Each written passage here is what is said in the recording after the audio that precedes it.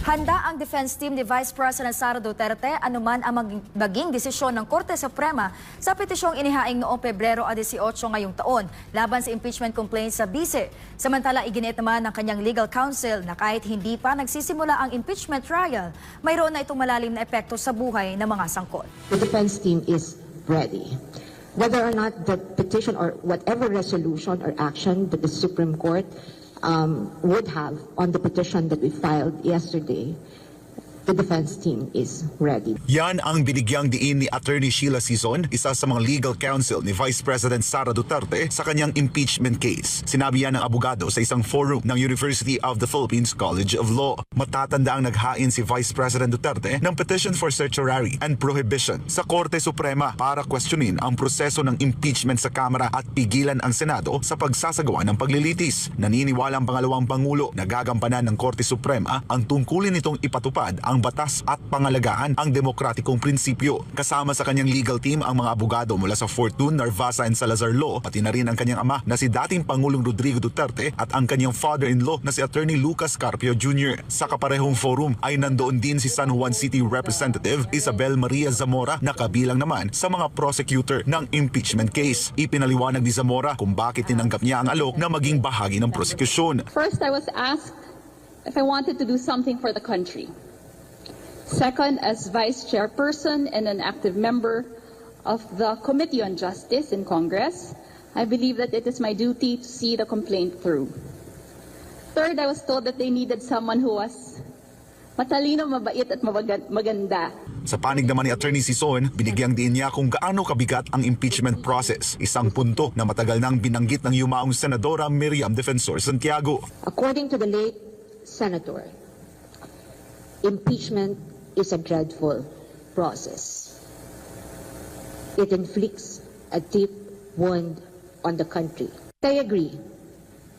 It is a stunning penalty. It is a dreadful process.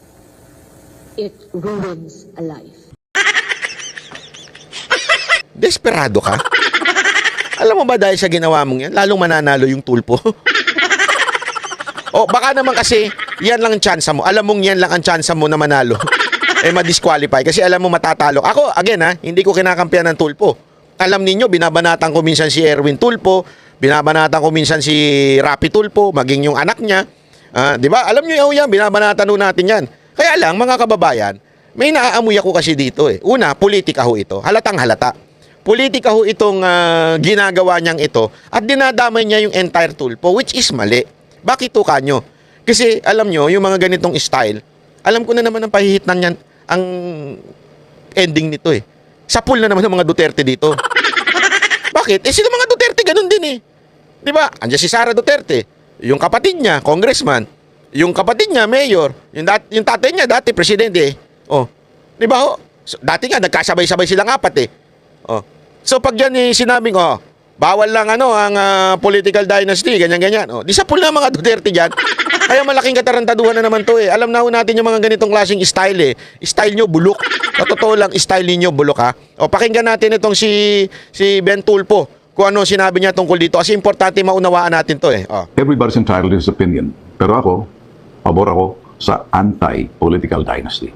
Ngayon, doon sa sinasabing disqualification case sa amin, particular ako, si Ben Bitag Tulfo, hanggat hindi malinaw yung batas, hanggat hindi lumabas yung sinasabing batas na magmumula sa Kongreso, Senado, maraming nag-attempt na rito. Hindi ko maintindihan kung bakit hindi ma-implementa. Siguro hindi pumapasa. Eto kahit nga po si Senator Ben Tulfo, Senator, hindi kasi panalo na ito. Si Senator Ben Tulfo, sa tingin ko, tingnan mo siya mismo against sa political dynasty. Ayaw niya yan. Ang problema, walang enabling law. Importante kasi enabling law na tinatawag Paano may papatupad? Ano yung guidelines niya? Anong definisyon ng political dynasty? Ito ba ay when you say political dynasty, yung lang bang lugar lang na yon? Halimbawa, sa isang sa Cebu, yung magkakapatid, yun ba ang ibig sabihin ng political dynasty? O yung may balwarte? O yung political dynasty basta pumasok sa gobyerno, ito po ba ay kasama po ba dito yung masasabi mong magkakalayo ng magkakaiba ng branch of government? Pwede kasi yun di ba? Pwede ka sa LGU ka, pwede ka sa Senate ka, Oh, hindi natin alam. Kaya nga importanteng may enabling law dyan. Ito pa ha, bago ko ituloy ito si Ben Tulfo, meron lang akong babasahin sa inyo. Kasi ito ha, sabi dito, ito ay si Attorney Virgilio R. Garcia, yung ay isang abogado at broadcaster na sa kanyang mga legal na gawain sa pagsabak sa politika. So tumakbo na po pala itong 2022. I think olat din ata ito. Tapos sa kanyang karera bilang abogado, si Attorney Garcia ay nasangkot di umano sa ilang mga legal na usapin. Noong 2003 ay nasuspinde ng 3 taon mula sa pag-abogado dahil sa kapabayaan sa pagnotaryo ng isang peking deed of donation at iba pang hindi Ito nabasa ko lamang po ito sa isang news. Okay? Nabasa ko lamang po ito. Ito ay alleged na nangyari sa kanya. So may mga decision dito. Okay? Nabasa ko ito sa jur.ph na kung saan may nandito yung kanyang kaso. Ayan, lumabas po dito. Ano pa ang kanyang kamakailan lamang. Yan, ito na nga. Naghahain siya ng so ibig sabihin, hindi pa po natin sinasabing ito'y hinuhusgahan natin yung pagkatao niya. Pero pambihira, ano itong kaso? Ano itong issue sa kanya? Nasuspende ng 3 taon sa pag-aabogado dahil sa kapabayaan sa pagnotaryo ng isang peking deed of donation. Ito nabasa ko sa news. Again, this is an alleged accusation and this is a news. Ibig sabihin, ito'y galing sa balita. Hindi natin sinasabing kumpirmado ho ito. Nililinaw lamang po natin. Ito po ang report na makikita ho natin yan sa jur.ph. Okay? Andyan po yung kanyang kaso o kinasangkutan. Ngayon, again, more than the background of this person, definitely, malaki ang ating problema sa kanyang gustong tumakbong representante ng nakalaban niya ang mga tulpo. Tapos ikaw ang magpapadisqualify. Malamang siya wala talagang tsansang manalo ito kaya pinadidisqualify niya mga tulpo. Tuloy natin si Bitag. At this point, Article 2, Section 26 of 1987 Constitution. Sinuri namin yan. The state shall guarantee equal access to all opportunities for public service and prohibit political dynasties as may be defined by law. So, para sa akin, hanggat walang malinaw na batas, enabling law, sino mag-i-implement yan? For now, I trust the wisdom of the Commission on Elections. Pero, entitled din naman yung kumukontra sa mga dynasty. Or Dito, alam mo tama siya. I think papaboran ng COMELEC yung side ng mga tulpo. Wala kasi enabling law Paano nila ipapatupad? Wala naman lang nagsasabi, ganito ang ibig sabihin ng political dynasty, ito ang ganito. Hindi wala ho. Dapat kasi nakadefine ho yan sa batas. Kaya nga, kailangan po ng enabling law. Unless, ipa-define nyo kay Libayan. Pag si Libayan na nag-define yan, sigurado against tulpo yan. Itaga nyo sa pader. May komento yung Libayan na yan dito. Sigurado ko, paboring na naman yan. Siguradong palaban na naman yan sa mga tulpo. Obsessed sa tulpo being accused. Siguro dito sa parting to, dahil total, kung ako'y papalarin, lulobin ng pong may kapal na ako'y pumasok sa Senado, sisilipin ko na lang yan. Yan Bitag. Kami, maniningil kami Sinabi mo yan against ka sa political dynasty.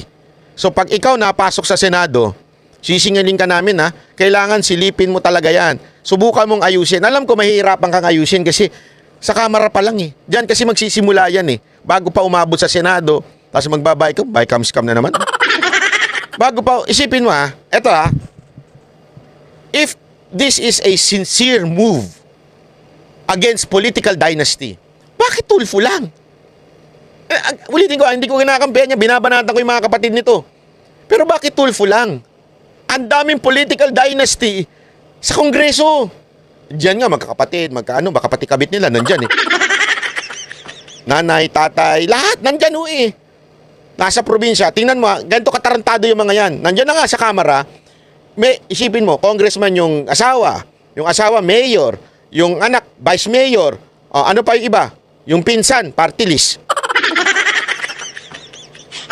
How do you expect na talagang umusad yung political dynasty na yan?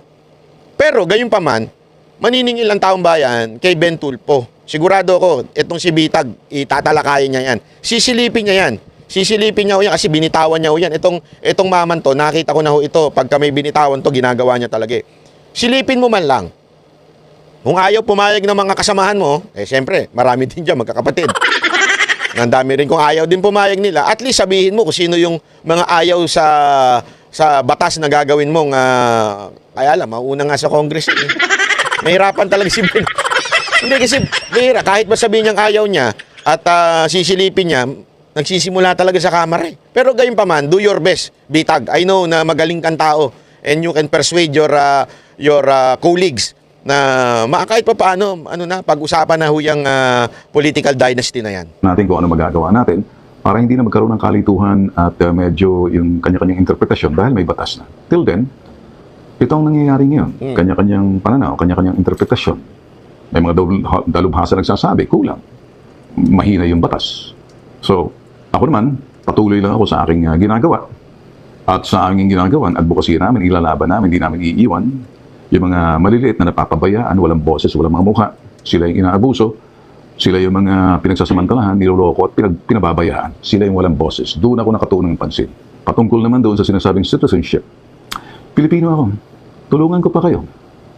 Dalhin ko kayo kung saan. Punta tayo ng Amerika.